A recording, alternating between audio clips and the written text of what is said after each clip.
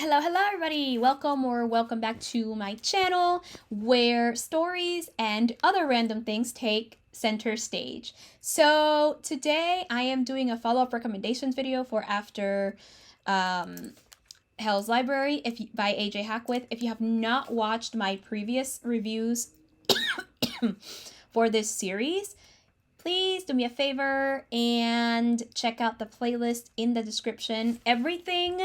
All the reviews there are spoiler free, so you have no reason to worry about getting spoiled. But in the meantime, however, if you have read it, or if you want to read anything like similar or something in that general vicinity, here are 10 recommendations I found. I literally just typed up this 10th because I forgot about this one. How could I have forgotten this one? But yeah, here are a couple of recommendations that I can think of right now that here we go. The first three, and why I don't think you should be surprised, are all the Sarah J Maas books I've recommended before. Throne of Glass, A Court of Thorns and Roses, and Crescent City. A Court of Thorns and Roses and Crescent City are still ongoing, but Throne of Glass completely done. Throne of Glass follows assassin Selena Sardathian, who has been for a year in the salt mines of Deaver for as punishment for crimes against the Empire. The Crown Prince visits her and offers her a deal for her to be his champion and to win the competition his father has, and she'll become his father's assassin for 4 years, and then she'll gain her freedom and she gets to do whatever she wants. She agrees, and she is competing against 23 other men who are thieves and soldiers and so on, and all are competing for the same prize. However, competitors start to die, and she ends up trying to figure out, ways not to die, but also who is killing the competitors. It is a very long series, so there is definitely more. There's a bigger overarching plot, but that is basically like the setup. A Court of Thorns and Roses starts off as a Beauty and the Beast retelling.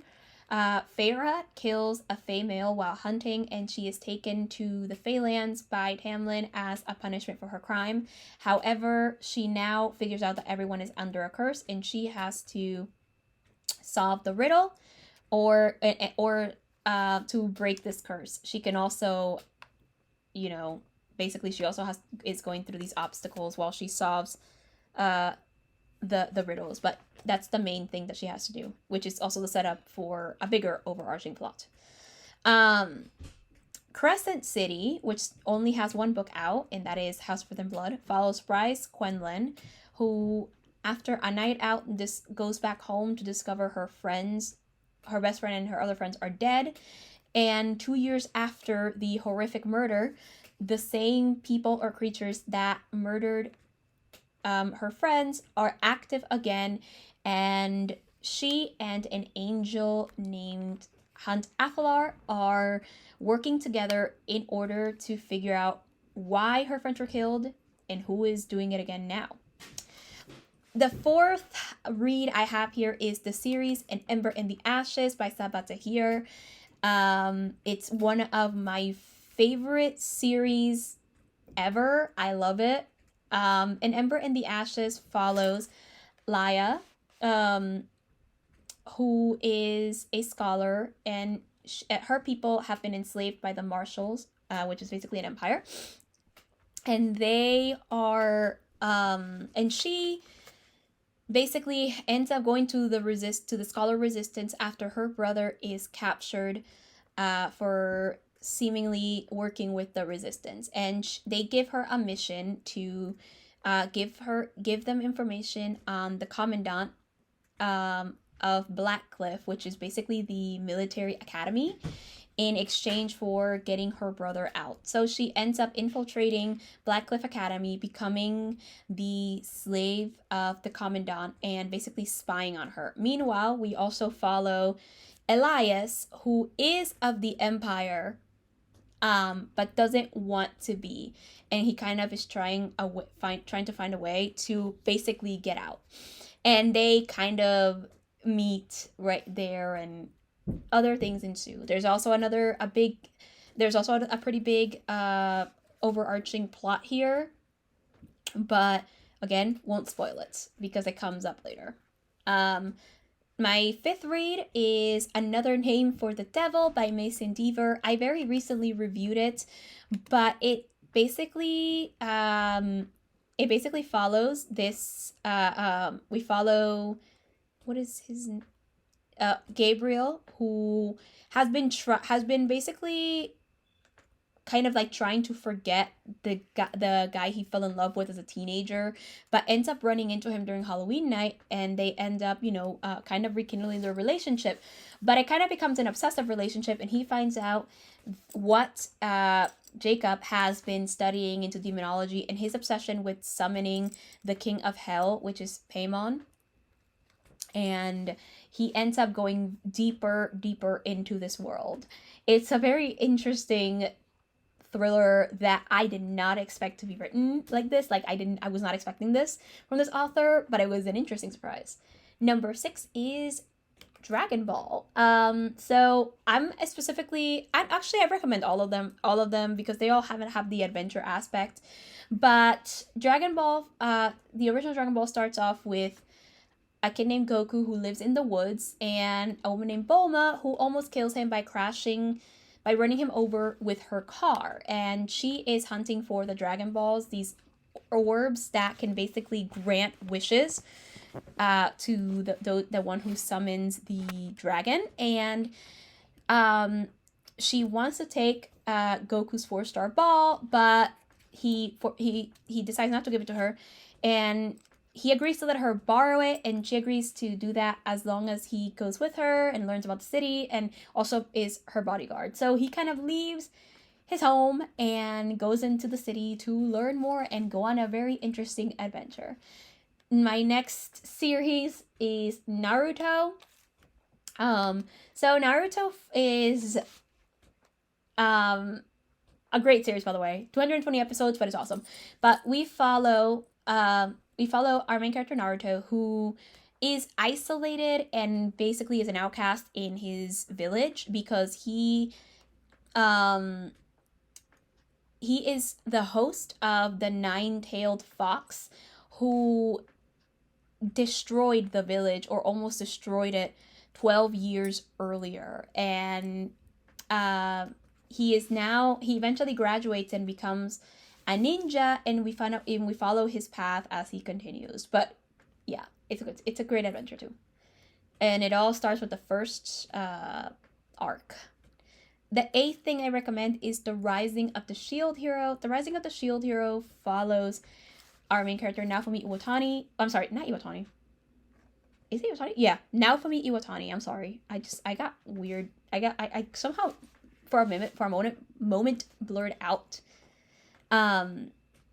So Naofumi Iwatani, who ends up in the library looking for like a new light novel, and finds this book about these 4 heroes, but with the bow hero, the spear hero, the bow, spear, sword. I think, is it the sword hero? I think it's the sword hero. I can't remember this other dude. And the shield hero. But when he is reading, he can't find anything on the shield hero, and while he's trying to figure it out, he, along with 3 other men, get summoned into this other world, and they are asked to help save they're asked to help save their world from the waves, which is basically like this catastrophe that basically kind of like destroys everything. But apparently everyone with the exception of Naofumi kind of has some understanding of the world because of some video game of sorts. They're all like from like different versions of Japan, basically. When it comes to the quest, when they're ready to go, nobody joins the Shield Hero's party because they consider him weak and of a lower standard, until one person eventually does, and she ends up seducing him to buy her armor, as well as eventually stealing his belongings and accusing him of a crime he did not commit. From there, all his advantages are taken away, and so is all like the way for him to earn money on all the very fun stuff, and he kind of becomes a person who has to do whatever he can to survive. Some things are questionable, others not so much. But I mean, it's a ride to watch it, but it can be very hard for some people. I can tell you it was a little bit hard for me, but that's why I loved watching it so much. But yeah. Okay, so my 9th recommendation is Blue Exorcist. I've recommended it before, but I usually have trouble explaining it. Basically, these twin brothers are basically born or the children of like this priest, and these people basically like, you know, they can exorcise demons and all that stuff from you. However, his dad, one of the I think this guy's name is Rin. Rin's twin brother leaves eventually to school for like, you know, to learn or to this other school basically to learn how to be like an exorcist, and he ends up there, but Rin ends up going after his father is killed, and and a lot of things ensue. I won't spoil the big thing, but a lot of things ensue from there. And the last recommendation I have is Seven Deadly Sins. Seven Deadly Sins follows Princess Elizabeth, the third princess of Leonis, as she is attempting, she's on a quest to find a band of knights known as the Seven Deadly Sins, who have years earlier committed a crime or have been accused of committing a crime, a very horrible crime. She's on the quest to do so because the Holy Knights have taken over her kingdom, and she is doing her best to try to get her kingdom back, since her father has been basically imprisoned and everything. She ends up meeting, by complete coincidence, Meliodas, the captain of the Seven Deadly Sins, and he agrees to go with her to search for the rest of the knights, since he has a score to settle, and he agrees to do so as well as help her get back her kingdom.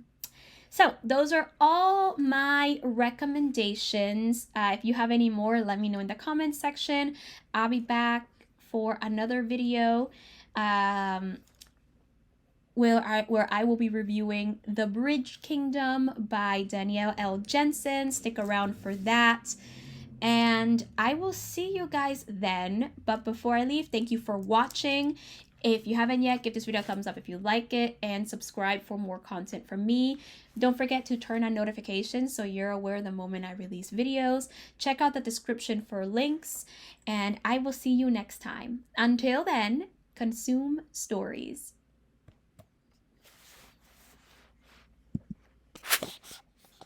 Voiceover on.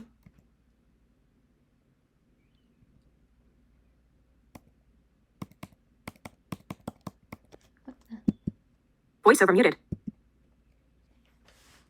Voiceover unmuted. Uh-oh. Are you? What now? Touch ID or enter password. You are currently on a text element. Login failed. Failed. QuickTime player. Movie recording. Window.